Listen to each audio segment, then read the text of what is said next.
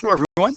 This is one of two lessons that I put together for you guys on energy. One is going to be on kinetic energy, and the other one is going to be on potential energy. I'm going to start them both the same with this one slide here, and then I'll jump into the differences and the calculations for potential energy in this lesson and kinetic energy in another lesson. So what we see on this slide we've already seen before, because of course we have already talked about work. We've done calculations for work, and we know that energy is the capacity to, well, go ahead and do some work, and work is the change in energy. We'll talk in another lesson as well about conversions or energy transformations, as in the example here where we take chemical energy, chemical potential energy in the case of a fuel that you put in your car, and we can convert that into a different kind of energy, the energy of motion or movement, mechanical energy that we do see here. So the equation that we did see before for work is that work is equal to capital F, which is force, and again this big dot here means multiplication, times distance, or the change in distance. And of course, and in terms of the units, work and energy are equivalent. They both have the units of joules. So if we have that work is equal to force times distance, then we can also say, because work is equal to energy, that energy is also equal to force times distance. So yes, we do group all different kinds of energy, whether it is mechanical that we see up here, or the chemical energy that we see up here, or thermal energy or gravitational energy. We can group them all into two categories, potential energy. Sometimes we just abbreviate that as PE, or sometimes we see it as EP for potential energy. And sometimes it can even be more specific. One that we're going to talk about is gravitational potential energy, which is EG, like that one there. Kinetic energy, abbreviating that one either KE or E with a K for kinetic energy. I do just want to remind you as well of your data sheet, a bunch of information on your data sheet, and what that means is there are many things that you don't need to memorize. You just need to know where to find them on your data sheet. So first of all, at the left-hand side here, don't forget conversions. You do need to be able to convert one unit into another. So for example, grams into kilograms or kilometers into meters, and this gives you the conversion table that we've talked about before for that. Our physics formulas. So we've already come across this one at the top here for speed, the one down below it, the vector, very similar to it, but it has a direction, so that's for velocity. For acceleration, this one we don't actually use in Science 10, but I am going to refer to it shortly here. Work that we just saw equals to force times distance. And the two last ones for energy calculations, again, EP is what they do show it as here, the equation for potential energy, and EK, the one for kinetic energy. So in this lesson, I'm going to talk about this one here, the EP equals mgh, and over at the right-hand side, it tells us what each of those variables do represent. So the EP, for starter, is gravitational potential energy. Different kinds of potential energy. This one is specifically potential energy due to gravitational pull, which is to the center of the object, and usually we're talking about the center of the Earth. We also need to know a mass, and the mass, lowercase m for mass, the mass here is in kilograms. So if you are given units of grams, for example, you do need to convert it into kilograms.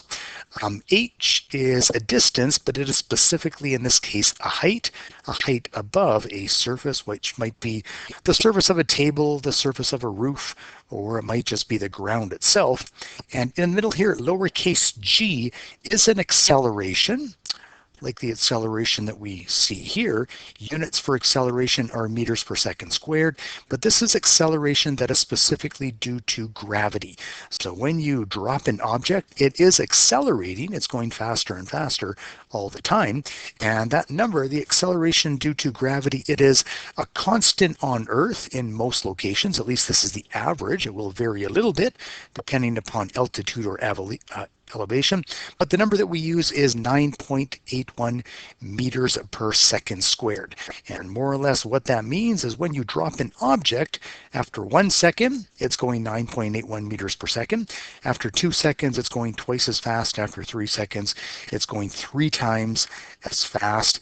It's accelerating all the time. It's going this much faster with each passing second. So those are the formulas and variables and units that we will be using, talking in this one here about potential energy and primarily focusing on gravitational potential energy. So what exactly do we mean by potential energy?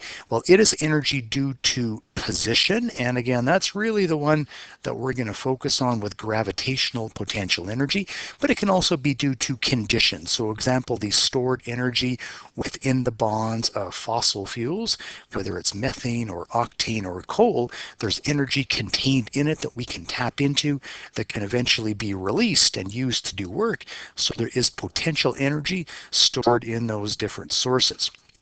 So energy available is determined by the amount of work put into place of an object to move it into that position. And potential energy is always described with respect to a particular reference position. And that is definitely going to be the case when we are talking about gravitational potential energy.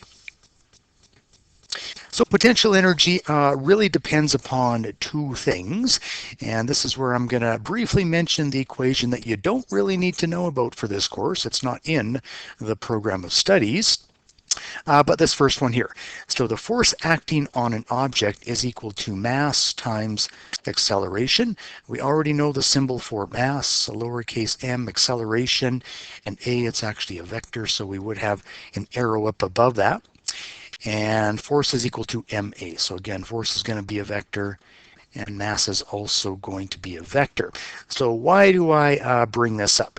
Well, if the force is due to gravity, which it is with gravitational potential energy, what we have is the force which is pulling an object toward the center of a mass. And again, most of the time it's Earth that we're talking about, or it could really be any mass. Any mass does have a gravitational pull, or it could be another planet as well that you might be given some information about. So in this case, the force is equal to the mass of Earth, the mass of the planet, the mass of whatever the object might be, times the acceleration due to gravity. And acceleration due to gravity is just given a different symbol, and that symbol is a lowercase g. So lowercase g is acceleration. The units are meters per second, but it is specifically the acceleration due to gravity on Earth due to the size of Earth, and the average is this number right here, 9.81 meters per second squared. I won't pull it up again, but that is on your data sheet as well. You don't need to memorize this. It tells you this number here, acceleration due to gravity, lowercase g, that we will use for these calculations is 9.81 meters per second squared. So if we just take this equation up here, force is equal to ma, replace the a with the g, then we get gravitational force, capital F with lowercase g for gravitational, is equal to mg. Going back to work again, we know that work, energy, is equal to force times distance. So now if we kind of tie all of this together here, so we can replace our F here, rearranging this equation. So if we rearrange for force, it's equal to the energy divided by the change in distance. So and I'm going to take this, and I'm going to say because force is equal to mg, this is also equal to mg. Now I'm just going to rearrange this to isolate the energy. So then I would get energy is equal to mass times acceleration due to gravity. And if I'm going to move the distance to the other side, it's going to end up over here Only now we're going to be talking about gravitational potential energy, EG. So this distance just becomes a height. So very quickly, I just kind of derived for you this equation that is on your data sheet for calculating the gravitational potential energy. I should actually have this here as EP, but again, it is potential, gravitational potential energy in this case.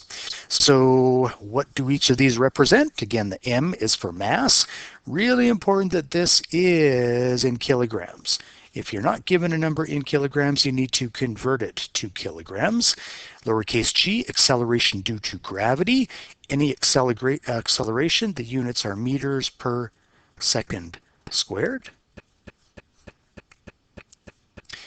And our distance now becomes a height. And it's really the change in height from the upper until the bottom where the object would be falling to.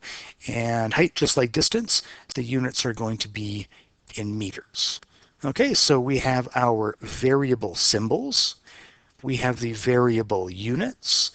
And here we have written again the equation that we're going to be using for gravitational potential energy calculations. So let's just get right into some calculations here, and the units that we do have for any kind of energy, again, it is going to be joules. So if we take the equation just written out here, and the units then, mass, kilograms, acceleration due to gravity, meters per second squared, height, meters, well, we've seen this before, kilograms times meters squared per second squared.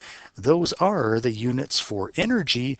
And of course, 1 kilogram times meter squared divided by second squared is equal to 1 joule, the units that we do talk about for energy. So a couple of examples here, a couple of quick examples. So we're calculating the gravitational potential energy. And big reminder again, I'm looking for all of your work, which is GRASP. So given information, what is our given information? Take a look at the numbers. We're given a number here in kilograms. That is our mass. Lowercase m, the variable for mass. And we have 1.4 kilograms. And again, those are the units that we want is in kilograms. What else do we have? We have a number with m for meters.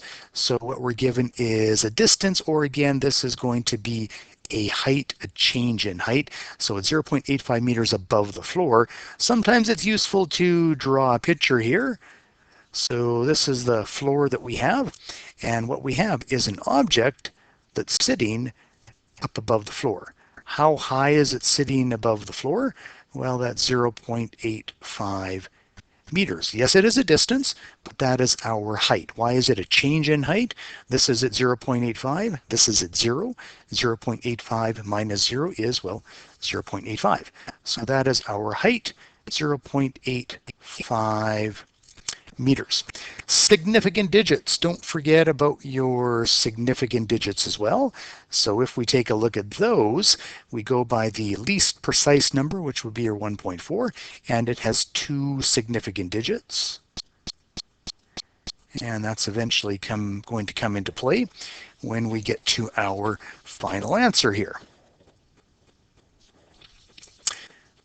So what else do we have? Well, we're calculating the gravitational potential energy, so let's write that down. EP is what we are trying to find, so that's our required. Analysis is the equation. So go to your data sheet. What is the equation for what we're trying to solve for here? Gravitational potential energy. So it is that mg delta h. Well, up here we have a mass. And we have our height. What are we missing? We're missing the lowercase g, the acceleration due to gravity. They don't give it to you in the question because it's on your data sheet. So go to your data sheet, 9.81 meters per second squared. And now we have all of our required information and our given information. Remember that with all of these units, I need to see the units all along the way here. So we have our given, required, we have our equation. Now we can go ahead and we can simply plug these numbers in. Fairly straightforward calculation here. With the units, 1.4 kilograms multiplying that by our acceleration due to gravity, 9.81, I write all the numbers in, meters per second squared, and multiplying that by our change in height, which is our 0.85 meters. So you can go ahead and plug all of that information into your calculator. So what you're going to come up with here, I'll write a number of digits down, although we are going to write it to the correct number of significant digits. But if I take a look at the number on my calculator, 11.6739, again, the units are joules, kilograms times meters squared. We have 2 meters divided by second squared, which is the joules, but we only can have 2 sig digs in the answer. So we're going to round this number up to 12, and that is our correct answer to the correct number of significant digits for this question. Next one here, so we're going to have to rearrange this equation. Now it's asking for the vertical drop of a skier. So think about a ski hill. Going down the ski hill, we have our skier that's on top. Vertical drop is from where they are until, well, the lowest part. So the vertical drop that we are calculating is really just the change in height. That's what we're trying to solve for. So let me write that down first. Delta H, put a question mark. That's our required information. What's our given information? Well, we have this one here. Mass of the skier, 72.4 kilograms. This number here, joules, so that is our energy. And again, we're talking about height above a surface, so that is potential energy, 3.5 times 10 to the 4 joules. Significant digits, if we take a look at those, remember you don't count the 10 to the 4 in the significant digits. So least precise, same degree of precision, we're going to go by this one. So like the previous question, we would have 2 significant digits in this case. Once again, G is not given, but G is 9.81 meters per second squared directly from your data sheet. Equation, potential energy is equal to mgh, or delta H, we should put that in. So that's what we're rearranging for, is the delta H. So how do we go ahead and do this? We want to get delta H on its own. We want to move the M and the G over to the other side. How do we do that? Well, if we divide by M and G, we get rid of it on the right-hand side. But of course, the rule is whatever you do on one side of the equal sign, you need to do to the other side. So we're going to divide that by mg as well. So now we usually like to have what we're solving for on the left-hand side, and that is the delta H, which is equal to all of this. Potential energy divided by mg. Let's go ahead and plug all of that in. 3.5 times 10 to the 4 joules. So I'm going to write this as, just to show how it all cancels out, joules again are kilograms times meter squared divided by second squared. Okay, and we're going to divide all of that by our mass, which is the 72.4 kilograms, multiplied by our acceleration due to gravity, 9.81 meters per second squared. Let's do a little bit of canceling out here to see what we can get rid of. Kilograms at the top, kilograms at the bottom, they're gone. Second squared, numerator and denominator, they're gone. 1 meter at the bottom, and we can get rid of 1 at the top. What are we left with? Meters. What do we want? A height, and a height is in meters. So plugging all of these numbers into your calculator, you will get, well, a whole bunch of digits.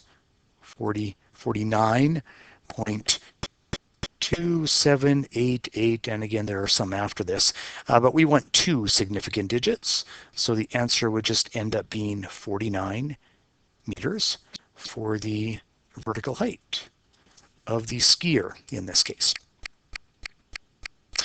So that's it for the calculations. Just a quick little chat here about different kinds of potential energy. So you don't have to do calculations in this course for other kinds of potential energy, but you do need to be aware that there are other types of chemical potential energy that we see here. So I mentioned different fuels that you put in your car. That is chemical energy, energy coming from fossil fuels. So energy released due to, well, with chemicals, it's the bonds that are holding different atoms, different elements together. Forming and breaking of these bonds does result in a change in energy. So food that you take into your body is chemical potential energy. Fuel that you burn in your house in order to heat your home or heat up your food or put in your car to drive, all of those are different kinds of chemical energy. So if we do take a fuel like the methane, and this of course is a combustion reaction, reacting it with oxygen, what we're doing is breaking some bonds, making some new bonds here, forming carbon dioxide and water. And what we also do have is a release of energy along the way.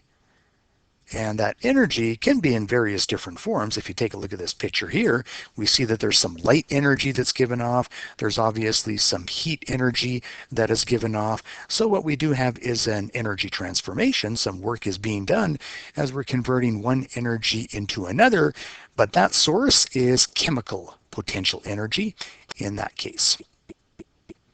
Electrical potential energy, I do give an equation here, but we're not even going to worry about this equation for this course. But electrical potential energy is energy due to charges and the separation of charges. So even if you think about a battery, we have these two different poles. We have the negative and the positive terminal opposites. And if we do have a conductor, this bluish sort of wire going through the light that is attached to those two, then that's going to allow electrons to move, some current to flow. And due to the separation of the charges, that's why the current is going to flow. And now we have the ability to do some work. So that is also stored potential energy, electrical potential energy, due to the separation of charges. Elastical potential energy. So yeah, think about an elastic band, a rubber band, stretching it out and then releasing it.